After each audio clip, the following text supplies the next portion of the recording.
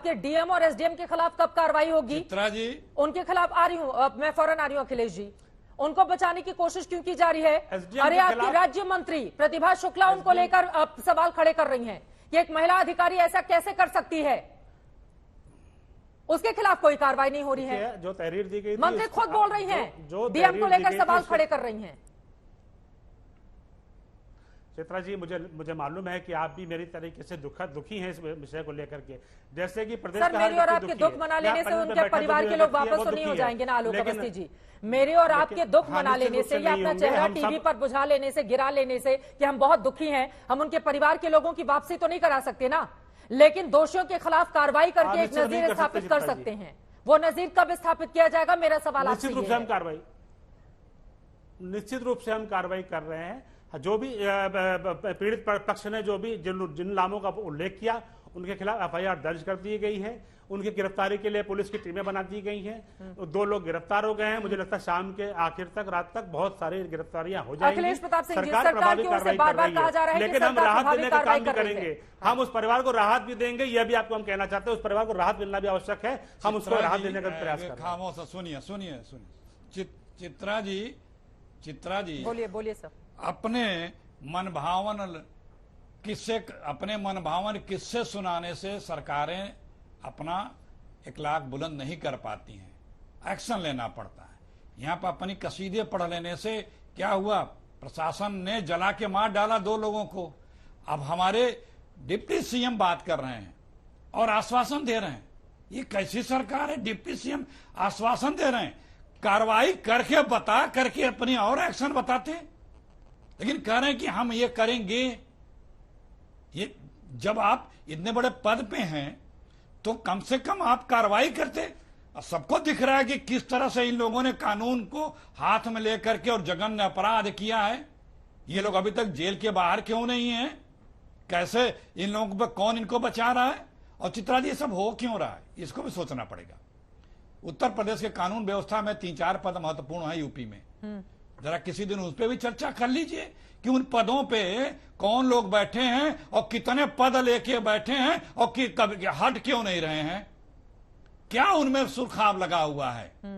जो हमारे कानून व्यवस्था से रिलेटेड 3-4 पोस्ट हैं, क्यों? और क्या अधिकारी योग्य अधिकारी नहीं है? और क्या काबिल अफसर नहीं है? इस तरह से कि 1 ही 2 व्यक्ति को इतने काम भी मिले रहे और जो ट्रांसफर पॉलिसी हो उसके भी बियॉन्ड वो वहां बने रहे। तो कहीं न कहीं ये दिखाता है माई मैन। इस बचाने में भी वही माई मैन की बात चल रही है। कानून नहीं, यहाँ अपना है। यहाँ भेदभाव देख करके उत्तर प्रदेश में सरकार एक्शन लेती है।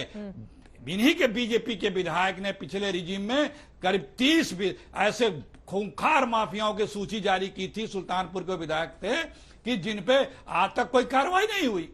और जिन माफियाओं पे कार्रवाई, उनसे बड़े माफिया हैं वो लोग। ठीक है, लेकिन क्यों नहीं हो रही है? क्योंकि वो सत्ता के साथ हैं। आलोक अवस्थी जी, इस पर आप जवाब कार्रवाई अगर आप नहीं करेंगे तो कोई बहुत आपकी। ठीक है सर, आलोक अवस्थी जी, अखिलेश जी कह रहे हैं, वो कह रहे हैं इसमें भी भेदभाव कर रही है सरकार। अखिलेश जी विशुद्ध रूप से राजनीति कर रहे हैं। इन पार्टी का काम है जातियों में और धर्म के आधार पर बांट करके देखना। हमारी सरकार हर वर्ग के साथ खड़ी है। प्रधानमंत्री की जो गरीब कल्याण योजनाएं हैं वो हर गरीब के लिए है। हम जाति, वर्ण और लिंग में भेद नहीं करते हैं। हमने गरीबों को मकान, दुकान, बिजली, ये सारी बातें तो हम लोग रोज ही बोलते हैं। आलोक अवस्थी जी, आज आपसे सवाल पूछा जा रहा है, 1 सेकंड सर, गरीब को मकान दिया जा रहा है तो उसको मैं क्या वो तस्वीरें दिखा सकते हैं पिछले महीने की 13 जनवरी की तस्वीरें आपको मैं दिखाना चाहूंगी, अगर वो तस्वीरें हम टीवी स्क्रीन पर चला पाए, जब पूरा का पूरा परिवार अधिकारी के दफ्तर जाता है गुहार लगाने के लिए कि मत तोड़ो मेरा बुलडोजर से मकान। और वहां पर अधिकारी न सिर्फ उस पक्के मकान को गिराते हैं बल्कि कच्चे मकान तक को ढहाने चले जाते हैं इसी फरवरी के महीने में। फिर आपसे पूछा जाएगा ना कि इन अधिकारियों के पास ऐसी तानाशाही की इजाजत कहां से मिलती है?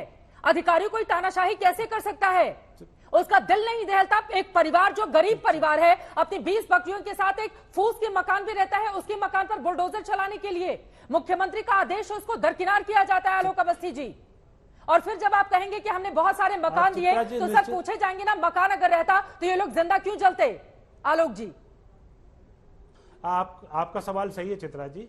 और हम इससे इनकार नहीं कर सकते कि ब्यूरोक्रेसी में अभी भी कुछ लोग ऐसे रह गए हैं जिनके ऊपर लाट साहब का भूत सवार है। निश्चित रूप से अगर जो भी जानकारी और जांच के उपरांत जो भी चीजें गलत पाई जाएंगी, सरकार निश्चित कार्रवाई करेगी। हमने तो आईएएस और आईपीएस अधिकारियों को भी जेल में भेजा है, उनकी संपत्तियों को भी कुर्क किया है। किस सरकार ने आज तक किसी आईएएस और आईपीएस को जेल भेजा है? हमारी सरकार ने कार्रवाई करी है। हमने तमाम राजपत्रित अधिकारियों को गिरफ्तार किया है, उनकी संपत्तियों को कुर्क करके सरकार की नुकसान की वसूली करी है। यह सरकार पहली बार है जो अधिकारियों पर कार्रवाई कर रही है। निश्चित रूप से हम गुंडे बदमाश को तो जेल में डालते ही हैं, हमने अधिकारियों तक को जेल में डाला है, जो अक्षम थे उनको जबरन रिटायर किया है और उनकी संपत्तियों को कुर्क करके सरकार का जो नुकसान किया तो उसकी भरपाई करी है। मुख्यमंत्री योगी आदित्यनाथ जी एक संवेदनशील मुख्यमंत्री हैं। वो बच्चों से भी उतना ही प्यार करते हैं जितना बड़ों से प्यार करते हैं। वे लगातार जो है समाज में हर वर्ग को मिलते हैं, कोई भी दिन छुट्टी नहीं करते हैं। 24/7 मुख्यमंत्री अवेलेबल है। ये जो part time politician Rahul Gandhi जैसे और अखिलेश यादव जैसे जो कि जो है संसद में रहते नहीं है, और हम पर जो है आरोप लगा रहे हैं।